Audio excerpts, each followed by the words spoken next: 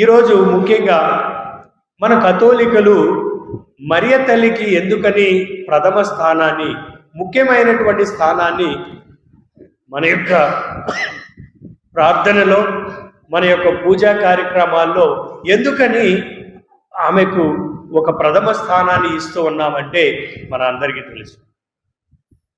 మన యొక్క రక్షణ కార్యములో దేవుడు ఆదిలోనే ఈ యొక్క ప్రణాళికను ఆయన తీర్చిదిద్దాడు, ప్రణాళికను రచించాడు. ఒక కన్య ద్వారా నేను సర్వమానవాళిని నేను రక్షించాలి అని ఆదిలోనే దేవుడు ప్రణాళికను రచించాడు. ఆ ప్రణాళికకు నేను దాసిరాలను, నీ మాట చొప్పున నాకు జరుగునుగాక అని తన జీవితాన్ని ప్రభు యొక్క ప్రణాళికకు శిరస వహించింది. అదేవిధంగా మన యొక్క రక్షణ చరిత్రలో ఆమె ప్రథమ స్థానాన్ని ఆమె తన జీవితం ద్వారా దేవునికి అంకితం చేసింది. కాబట్టి ఈరోజు మనం మరియ తల్లికి ఒక ముఖ్యమైనటువంటి స్థానాన్ని మనం ఇస్తూ ఉన్నాం. నేను చెప్పిన విధంగా మరియ తల్లి దేవుని తల్లిగా ఒక్క క్షణంలో అవ్వలేదు. దేవుడు చేయాలంటే చేయగలడు, కానీ మరియ తల్లి మనం అనుకున్నట్టుగా ఒక్క క్షణంలో అవ్వలేదు. లోకరక్షకుడికి జన్మనివ్వడానికి ముందు, జన్మింపక ముందు ఆమె అనేకమైనటువంటి ఇబ్బందులు, శ్రమలు, అవమానాలు ఎదుర్కొంది. మనకందరికీ తెలుసు. నేను పురుషుని ఎరుగను కదా, ఇది ఎలా సాధ్యము? పురుషుని ఎరగకుండా గర్భవతి అయినటువంటి ఏ స్త్రీనైనా సరే యూదుల ఆచార ప్రకారము రాళ్లతో కొట్టి చంపబడతారు. చూడండి, మానసికమైనటువంటి ఒత్తిడి, సంఘపరమైనటువంటి ఒత్తిడి, అనేకమైనటువంటి ఒత్తిళ్లను దేవునిపై అపారమైనటువంటి విశ్వాసాన్ని, నమ్మకాన్ని చాటి చెప్పి రక్షణ చరిత్రలోనే, మానవ రక్షణ చరిత్రలోనే ఆమె చేసినటువంటి ప్రథమమైనటువంటి పాత్రను మనము గౌరవిస్తూ ఉన్నాం.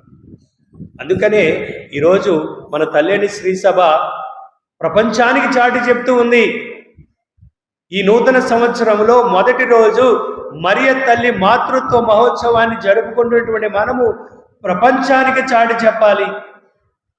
ఆమె చేసినటువంటి ఔన్నత్యం, ఆమెలో ఉన్నటువంటి గొప్పతనాన్ని మనము చాటి చెప్పాలి. అదేవిధంగా ఆమె అనుగ్రహాలతో నింపబడినటువంటి తల్లి. దేవదూత మరియ తల్లికి చెంతకు వచ్చి, ఏలిన వారు మీతో ఉన్నారు అని, దేవుని యొక్క అనుగ్రహాలు నువ్వు పొంది ఉన్నావని చెప్పినప్పుడు మరియ తల్లి తనకు మాత్రమే ఈ అనుగ్రహాన్ని స్వీకరించలేదు, సర్వమానవాళికి ఉపయోగపడేటువంటి విధంగా ఈ అనుగ్రహాలను పొంది ఉన్నది. అందుకనే మనము ఆమెను శరణ చూస్తూ ఉన్నాము. ఆమె మధ్యస్థ ప్రార్థనను మనము కోరుకుంటున్నాము. ఆమె మధ్యవర్తి మాత్రమే, ఆమెను మనం పూజించటం లేదు. యేసు ప్రభుని ఆమెకి ఇచ్చేటువంటి గౌరవం ద్వారా యేసు ప్రభుకి చెందేటువంటి ఆ పూజ పునస్కారాలు ఏమాత్రము తగ్గటం లేదు. అది మనం ఈరోజు గమనించాలి. మన సహజంగా మన కథోలిక సంఘంలో అనేకమైనటువంటి పునీతులు ఉన్నారా లేరా? మీకు నచ్చినటువంటి పునీతులు ఎవరు?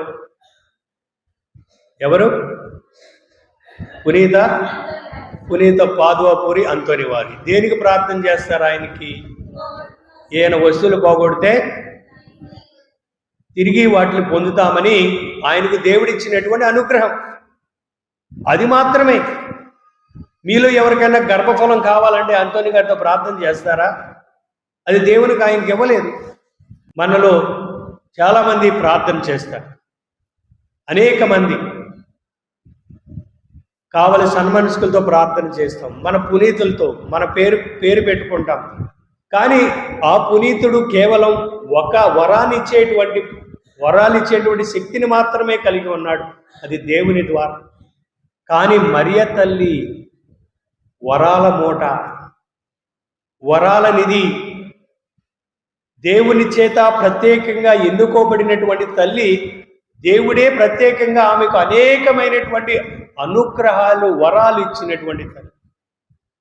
అందుకనే మనము ఆమెను మధ్యస్థ ప్రార్థన ద్వారా మనము కొనియాడుతూ ఉన్నాం. అమ్మా మా కొరసు ప్రార్థించమ్మా, మా విన్నపాలు నీ యొక్క కుమారుని సన్నిధికి చేర్చమ్మా అని మనము ఆమెను ప్రార్థిస్తూ ఉన్నాం. అందుకనే ప్రియమైనటువంటి సహోదరులారా, మనము ఈ పురస్కారానికి, గౌరవానికి అన్ని విధాల అర్హతను కలిగినటువంటి తల్లి ఈ మరియ తల్లి. మొట్టమొదటి క్రైస్తవురాలుగా క్రీస్తు ప్రభుని వెంబడించినటువంటి తల్లి.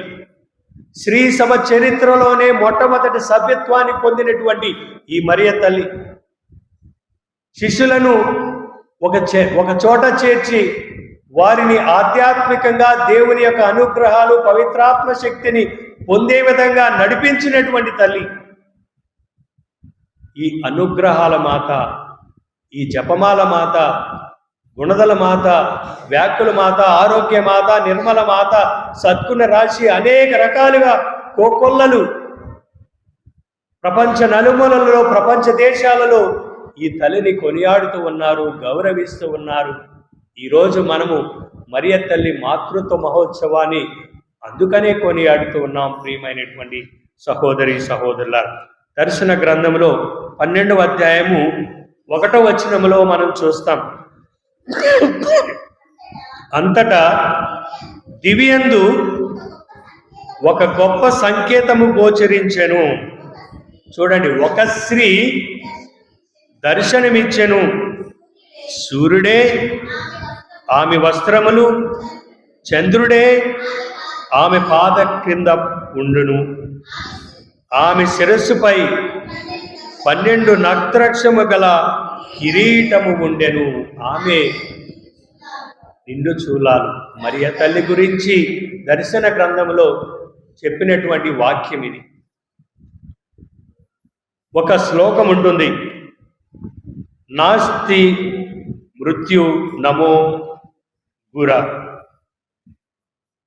నాస్తి మాతృ నమో పూజ, నాస్తి మాతృ నమో సఖ. దీని అర్థము, తల్లిని మించినటువంటి గురువు లేడు, తల్లిని మించినటువంటి పూజుడు లేడు, తల్లిని మించినటువంటి స్నేహితుడు లేడు. మరి మన తల్లి మించినటువంటి ఏ వ్యక్తియు లేదు. సద్గుణ రాశి, వరాల తల్లి, అటువంటి తల్లిని మనము ప్రార్థిస్తూ ఉన్నాం. మన మధ్యవర్తిగా అమ్మా మా కొరకు ప్రార్థించమని వేడుకుంటూ ఉన్నాం. ఒక తల్లి 10 సంవత్సరాలు కలిగినటువంటి తన బిడ్డను లూర్దు మాత పుణ్యక్షేత్రానికి తీసుకెళ్ళింది. ఎందుకంటే విషజ్వరం చేత తన కుమారుని యొక్క 2 కాళ్ళు చచ్చిపడిపోయాయి. ఎంతమంది వైద్యుల దగ్గరికి వెళ్ళినా, ఎన్ని వైద్యాలు వాడినా ఏమాత్రం ప్రయోజనం లేదు. ఏమాత్రం ఆ యొక్క కుమారునికి చలనం లేదు. ఆలోచిస్తూ ఉంది. అప్పుడు తెలిసింది, లూర్దు మాత పుణ్యక్షేత్రం తీసుకెళ్తే నా కుమారుడు తప్పనిసరిగా స్వస్థపరపబడతాడనేటువంటి విశ్వాసంతో, నమ్మకంతో ఆ బిడ్డను తీసుకెళ్ళింది. ఆ లూర్దు మాత పుణ్యక్షేత్రం కొండను ఎక్కుతూ ఉండగా తన కుమారుడు 2 చేతులతో పట్టుకుని ఎత్తుతుంది. ఎక్కుతూ ఉన్నప్పుడు కుమారుడు తల్లి వంక చూసి, అమ్మా